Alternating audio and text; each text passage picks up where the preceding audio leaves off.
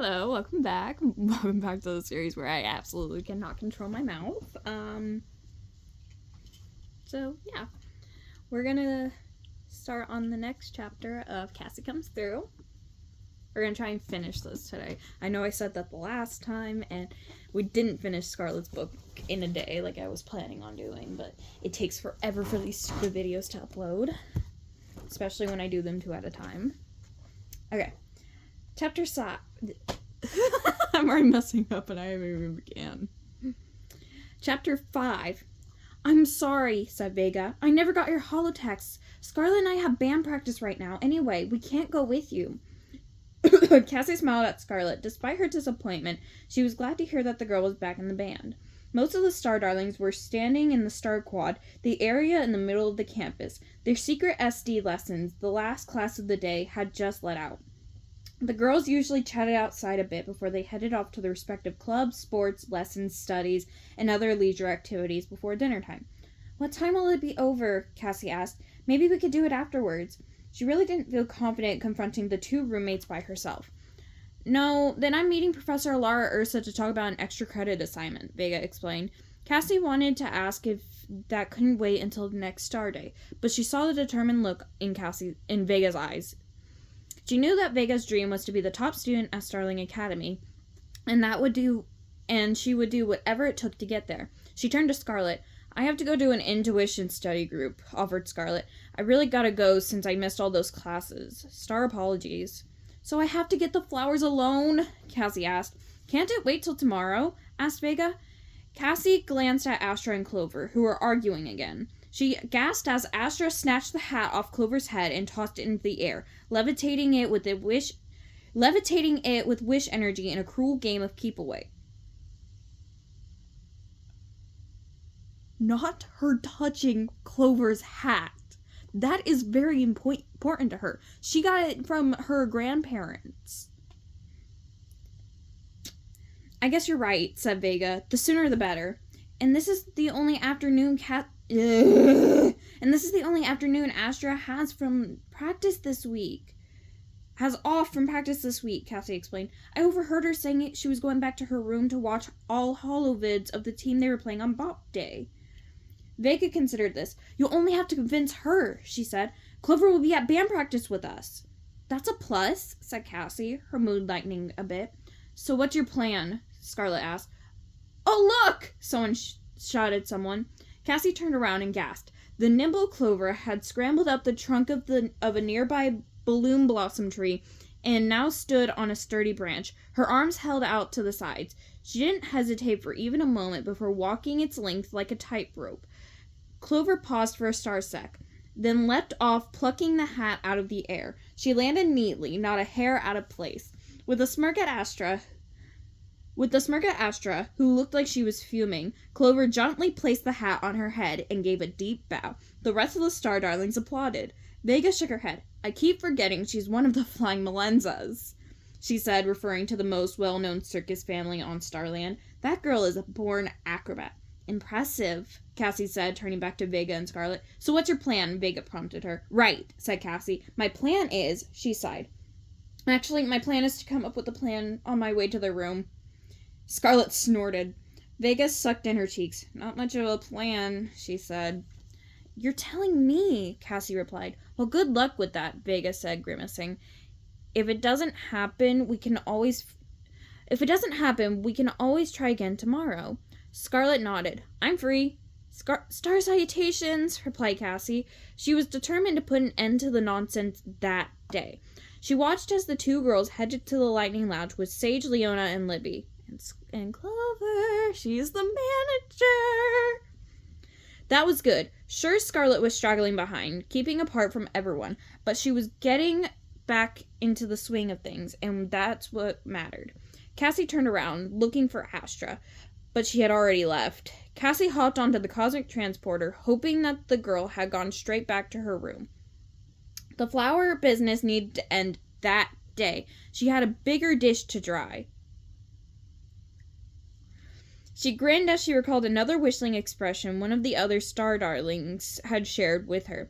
I'm going to knock their clocks off when it's my turn to go to Wish World, she thought. Her words were brave, but her stomach flipped at the very thought.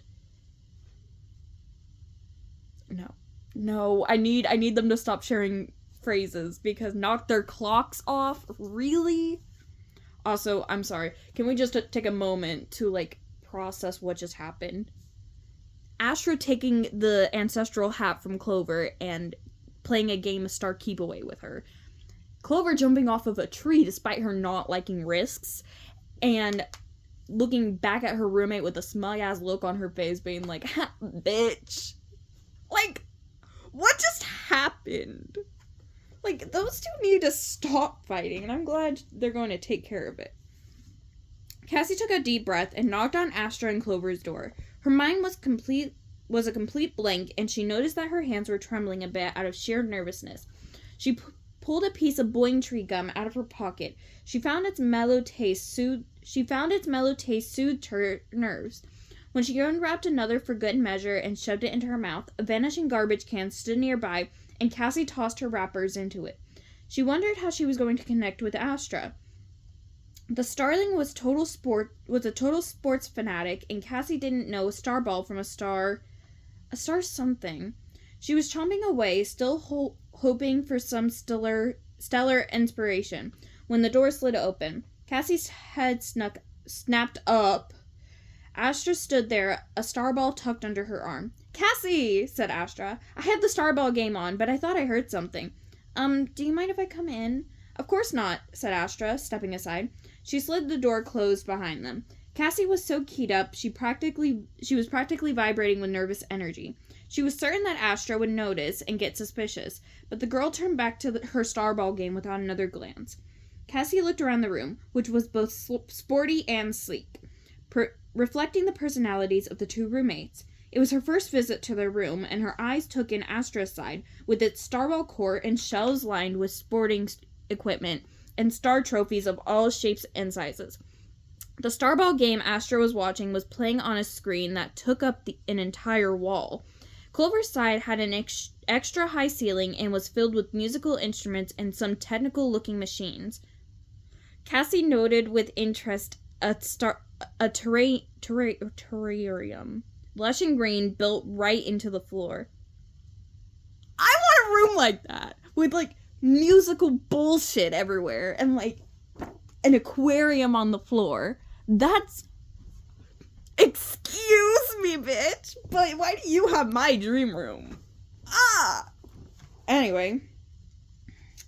"That's Stellar School playing Comet Prep a couple weeks ago," said Astra, her eyes never leaving the screen. "We're playing Stellar on Bop Day. They're really good, so I'm watching a holo vid of their last couple of games to get some pointers on how to approach the game." Cassie nodded, sounded good. "Just let me watch this last play and I'm all yours," said Astra. "Valencia dodges the oncoming Generad. Oh my god. Valencia dodges the oncoming center and pivots. She jumps, she shoots, she scores!" the announcer shouted. The crowd went wild. Astra turned back to Cassie. "This game is over," she said. "Even though Comet Prep now had the ball, it's all over but the sparkling." "Oh," said Cassie, not understanding. "There's not enough time for them to tie," Astra explained. "So how can I help you?" she asked, cradling the starball in the crook of her arm as if it was a baby. Cassie wandered to the vase of glittery flowers, which had never faded or lost their bloom, sitting on the table right between the two girls' sides of the room. She thought she'd try to direct approach one more time. "You know we all got these flowers, right?" she began. Astra nodded distractedly. "Well, Vega and I took one of the bouquets to the botany lab and found out they're all full of negative energy, like off the charts. They were grown on the Isle of Mizera. Everyone has gotten rid of the flowers but you. We think that they're causing you and Clover to fight all the time." She paused to gauge Astra's reaction. "That's ridiculous," Astra laughed. "They're so beautiful and they smell so amazing, like Florafierces." She laughed again. "Though that crazy roommate of mine thinks they smell like purple epiphanies." Cassie sighed. The flowers had worked their intoxicating magic on Astra. She had to come up with another plan. She had come to realize that these strange flowers smelled different to everyone. Those are not my shoes. smelled different to everyone. For example, she could only smell the strong odor of silver bellas. She figured that the blooms, perhaps to entice you into not discarding them, gave off the smell of your own favorite flower. And she also knew from experience that it was impossible to convey that to someone who hadn't figured it out on her own. That silver bella odor was actually so strong to Cassie that it was overwhelming and very distracting. She found herself wanting to lean over and bury her nose into the blossoms. She countered this by taking a step back and concentrating on breathing only through her mouth.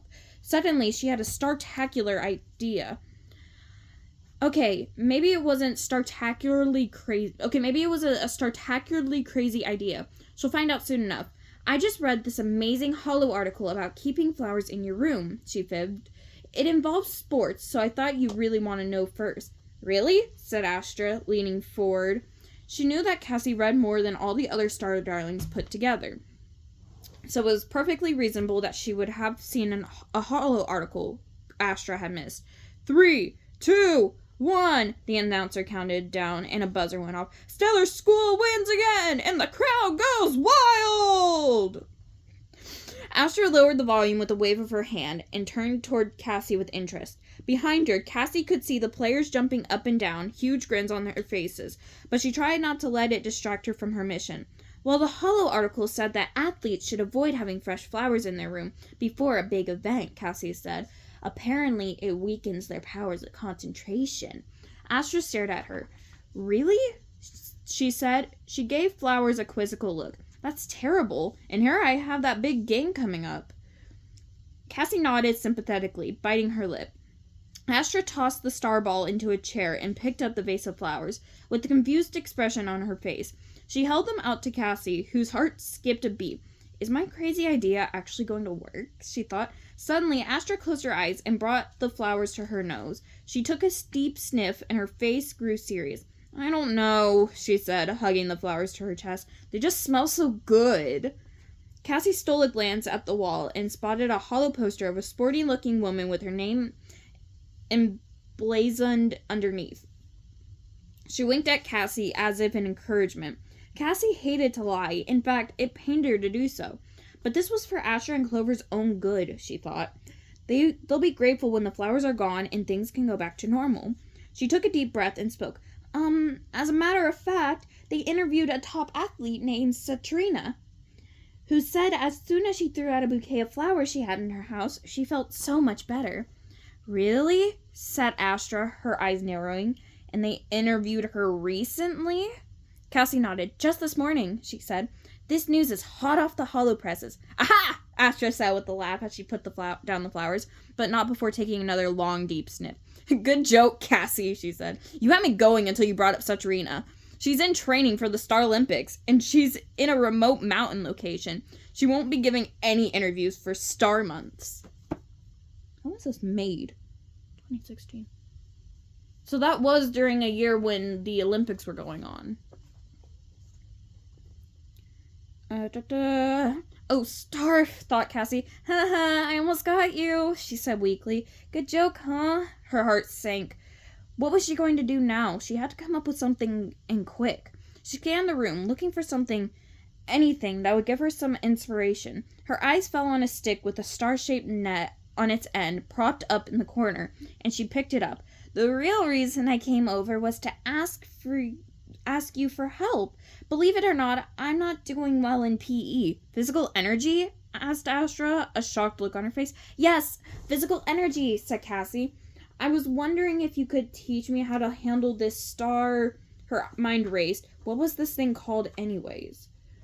Star stick, said Astra. It's called a star stick. You know, for playing Star Away.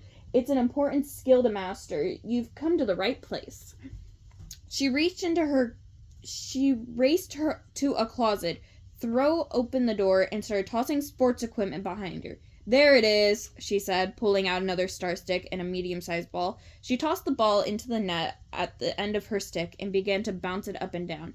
You know, where you have to get the ball to your opponent's basket to score a point. It's a lot of fun. Right, said Cassie, nodding.